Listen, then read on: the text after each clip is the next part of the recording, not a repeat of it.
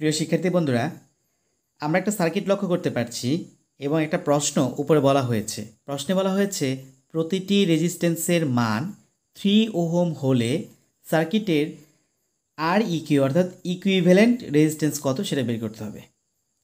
শিক্ষার্থীরা, এই চিত্রে যতগুলো রেজিস্ট্যান্স আছে প্রত্যেকের মান কত? 3 ওহম। বের করতে হবে আমাকে পুরা সার্কিটের ইকুইভ্যালেন্ট রেজিস্ট্যান্স বা সমতুল্য রেজিস্ট্যান্স অথবা মোট রেজিস্ট্যান্স, যে নামে আমরা বলি না কেন। এইটা সমাধান করার পূর্বে চলো আমরা একটু বেসিক জেনে নিই। এখানে আমি একটা সার্কিট অঙ্কন করেছি।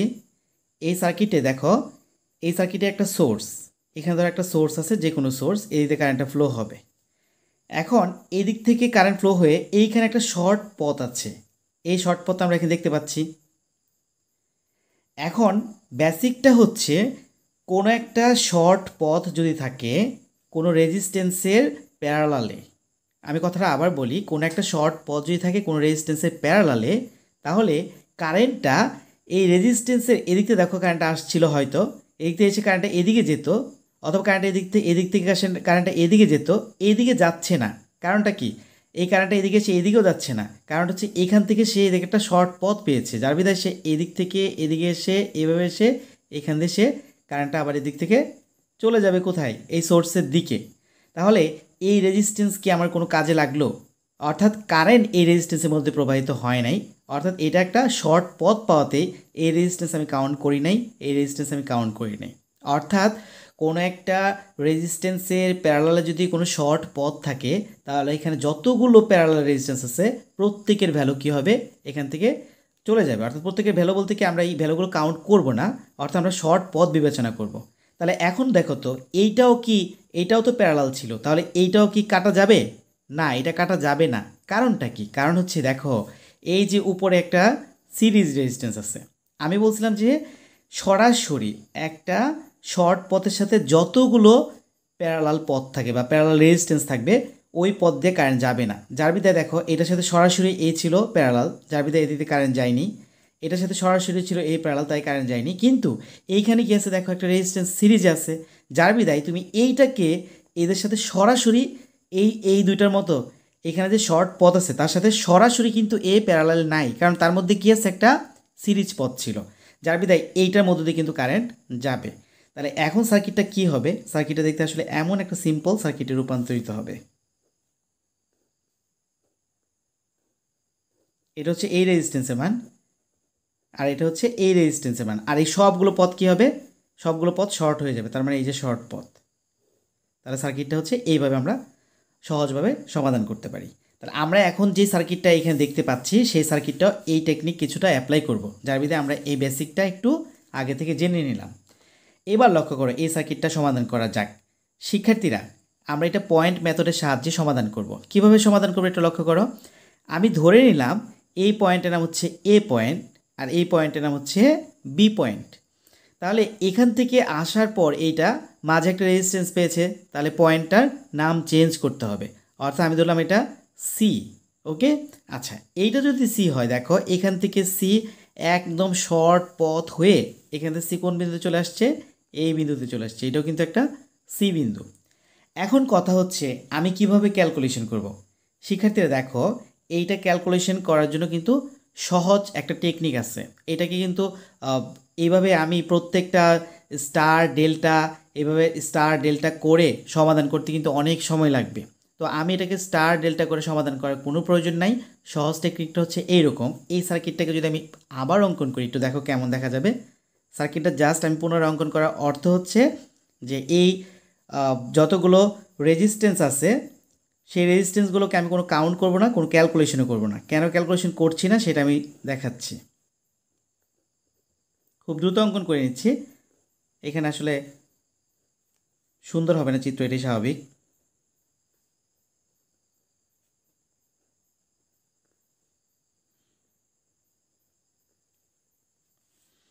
এটা ছিল আমার এ বিন্দু, আর এটা ছিল বি বিন্দু, আর এটা ছিল কি, এই যে বিন্দুটা ছিল সি বিন্দু, আর এটাকে সি বিন্দু।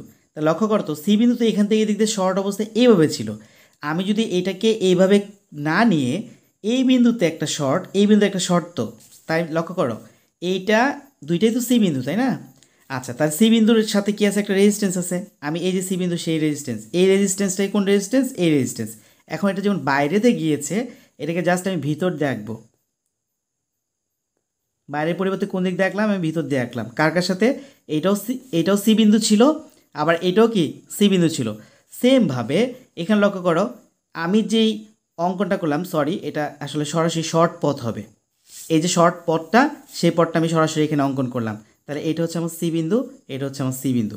এবার একটু লক্ষ্য করো তো, এইখানে যতগুলো রেজিস্ট্যান্স আছে, মানে এখানে যতগুলো রেজিস্ট্যান্স আছে, তাদেরকে যদি আমি ক্যালকুলেশন করি, ক্যালকুলেশন করলে কি দাঁড়াবে? ক্যালকুলেশন করলে এরকম দাঁড়াবে।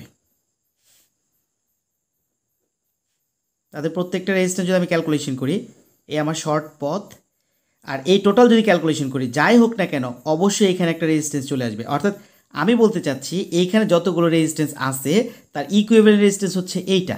এটাকে দিলাম আর ই কিউ, ওকে? তাহলে এইটা কোন কোন বিন্দু? সি বিন্দু। আর এটা কোন বিন্দু? সি বিন্দু। সেম কন্ডিশনে এখানে সি বিন্দু দুটা শর্ট অবস্থায় ছিল, এইটা সি বিন্দু, এইটা সি বিন্দু। এখন লক্ষ্য করো তো, এইখানে যতগুলো রেজিস্ট্যান্সই থাকুক না কেন, সবগুলো যদি আমি ক্যালকুলেশন করি স্টার বা ডেল্টা অ্যাপ্লাই করে বা অন্য যে কোনো টেকনিকে, তখন তাদের যে ইকুইভ্যালেন্ট রেজিস্ট্যান্স হবে সেটা হয়তো এরকম দেখাবে, তাই না? কোনো একটা ভ্যালু আসবে। তাহলে এই ভ্যালুটা এই যে পথ সি বিন্দু আছে তার সাথে কী অবস্থায় থাকবে? সিরিজ না প্যারালাল? অবশ্যই প্যারালাল। যদি এই শর্ট পথের সাথে এখানের সামগ্রিক বিষয়টা প্যারালাল অবস্থায় থাকে, তাহলে এখানে টোটাল যদি আমি ক্যালকুলেশন করি, করার পরেও আমার আলটিমেট মান আসবে কি? জিরো। জিরো বলতে এটা তো একটা ভ্যালু আসবে, জিরো হবে এরকমটা আমি বলছি না, এর তো অবশ্যই একটা ভ্যালু থাকবে। কিন্তু এই ভ্যালুটা আমি কাউন্ট করব না। কেন কাউন্ট করব না? কারণ এই ভ্যালু সাপেক্ষে একটা পথ কি আছে এখানে? প্যারালালে যুক্ত। তাহলে যেহেতু প্যারালালে শর্ট একটা পথ আছে, তাই এখানে কোনো রেজিস্ট্যান্স থাকলে, অর্থাৎ যে কোনো মানের রেজিস্ট্যান্সই থাকুক না কেন, এইটাতে কোনো কারেন্ট প্রবাহিত হবে না। তাহলে কারেন্টটা কীভাবে প্রবাহিত হবে? কারেন্টটা এই দিক থেকে আসবে, এখানে এসে এখানে শর্ট পথটা দিয়ে এইভাবে চলে আসবে। তাহলে সার্কিটটা কত সিম্পল হয়ে গেল। সার্কিটটা হচ্ছে এইভাবে থাকবে, শর্ট পথ। এটা হচ্ছে আমার এ পয়েন্ট ছিল, এটা বি পয়েন্ট ছিল, এটা সেমভাবে এটা এ, এটা হচ্ছে বি। তাহলে আমি বলছিলাম যে কি, প্রশ্নে বলা হয়েছিল প্রতিটা রেজিস্ট্যান্সের মান 3 ওহম। তাহলে এখানে ধরো এটা হচ্ছে 3 ওহম, সেমভাবে এটা হচ্ছে 3 ওহম। তাহলে বলো তো এখন আর ই কিউটা কত হবে? আর ই কিউ, আর ই কিউর ভ্যালুটা যেটা আমরা পাবো সেটা হচ্ছে দুইটা সিরিজ ভ্যালু। সুতরাং আর E Q equals to 6 ohm. Okay? তাহলে এই সার্কিটটা প্রথমে দেখে যতটা জটিল মনে হয়েছিল, আসলে সার্কিটটা ততটা জটিল না। সার্কিটটা আসলে সহজ একদম সমাধান হচ্ছে এইটা। তাহলে এইটা কীভাবে কাজটা করলো? জাস্ট একটা শর্ট পথ থাকার কারণে সেটাকে আমরা প্যারালালে চিন্তা করলাম। প্যারালাল, অবশ্যই প্যারালাল, কারণ এই টোটাল রেজিস্ট্যান্সের সাথে এই শর্ট পথটা কী অবস্থায় আছে? প্যারালাল অবস্থায় আছে। যার বিধায় কোনো একটা রেজিস্ট্যান্সের সাথে যদি সরাসরি আমাদের কোনো একটা শর্ট পথ থাকে, তাহলে ওই রেজিস্ট্যান্সের ভিতরে কোনো কারেন্ট প্রবাহিত হয় না বিধায় ওই রেজিস্ট্যান্স আমরা কাউন্ট করব না, এখানে শর্ট পথটাই কাউন্ট করব। তখন আমার পথটা কী হবে? এখান থেকে কারেন্টটা এদিকে আসবে, আসার পর এখান থেকে কারেন্টটা এইভাবে হয়ে এই বিন্দু হয়ে আবার সি হয়ে আবার বিতে চলে যাবে, যেটা আমি আসলে এই সার্কিটে দেখিয়েছি। আমি এই সার্কিটটাকে আমি কিন্তু পুনরায় এইভাবে অঙ্কন করতে পারি, যেহেতু এই রেজিস্ট্যান্সটা আমি কাউন্ট করছি না। তাহলে এখানে আছে কত? 3 ওহম, এখানে 3 ওহম। টোটাল যদি তুমি ক্যালকুলেশন করো, তাহলে এর ইকুইভ্যালেন্ট রেজিস্ট্যান্স মান পাবে 6 ওহম। তাহলে এইটাই হচ্ছে এই সার্কিটটার সহজ সমাধান।